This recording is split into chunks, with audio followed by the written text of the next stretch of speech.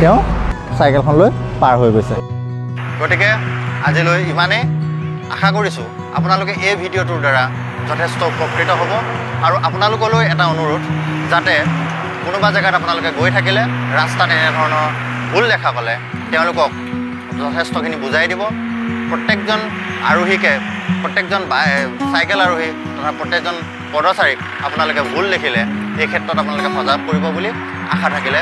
যিহেতু সকলো মানুহ ছ'চিয়েল মিডিয়াত উপলব্ধ নহয়, গতিকে এই মেছেজটো সকলোলৈ প্ৰেৰণ কৰিব বুলি আপোনালোকলৈ বিনম্ৰ অনুৰোধ থাকিল।